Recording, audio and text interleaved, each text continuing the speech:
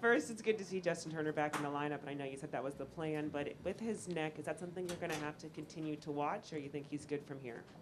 I think he's going to be in the lineup from here on. It's one of those things that it's probably going to be there, but each day it's the soreness has subsided, the range of motion has increased, so he's good to go. Down here in the front, Claudia.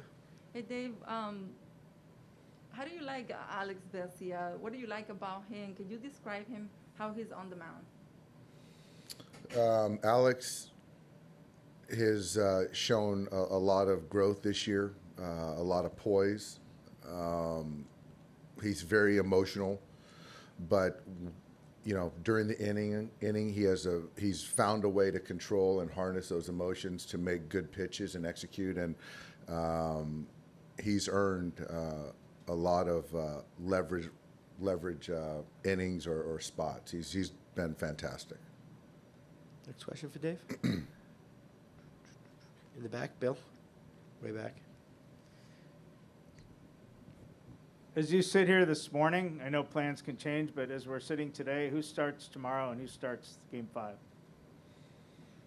The plan is for Julio to start Game 4, and we'll see about Game 5. Our focus is today. Next question.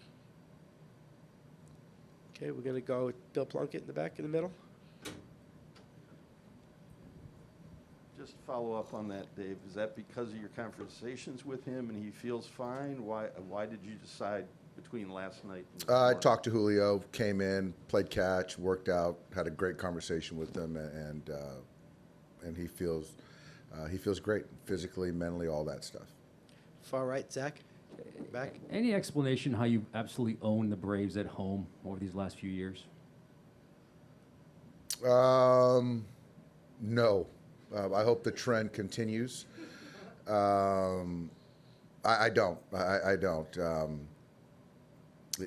Baseball's a funny game, so I guess we play well against these guys at home. So again, I like the guy we got going tonight or today, and I expect us to play a good baseball game. Next question down here, Jorge, in front. Freddie Freeman so far is 0 for 8 with 7 strikeouts. Do you think you guys are exploiting anything there? I know you guys are going inside of him a lot. Do you think that game plan is working? And we continue? We've had success in 2 games. He is a premier hitter in baseball.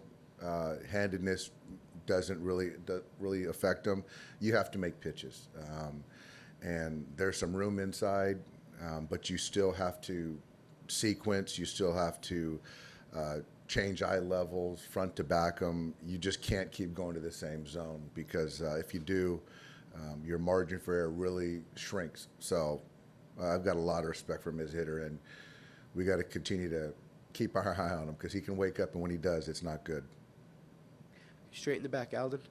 Hey, Dave, what have you learned, I guess, just from all your years being in a situation like this about pitchers making a start, pitchers in the start after they came back on short rest, like somebody like Walker Buehler? Is there anything that you need to monitor there? Can that be more taxing than making the initial start on short rest, or is that mitigated by him having an extra day of rest? I think the latter. I think that every pitcher is different, clearly. The situation, how much they were exerted in a particular start, and on that short rest, and the days following the recovery. So with Walker, what he did that last start, the extra day, we feel very good. We've monitored him and talked to him and have all assurance and confidence that he's a full go. Next question. Jorge, down here in the front again. How much of a factor do you think shadows could play later on in the game, and do you manage any differently based on that? I don't manage any differently, but I think that I do. It's going to be kind of the middle innings. I think that's when they'll kind of start to be a factor. So certainly it'd be nice to have a lead when they start to creep in, because it does make it a little bit more difficult. But regardless, when they arrive, which they will, you still got to take good at bats and still try to score runs and prevent runs. Okay. Anything else for Doc? Bill, in the back? Just to follow up on that, Dave, since you always, if you watch on TV, you hear about the shadows.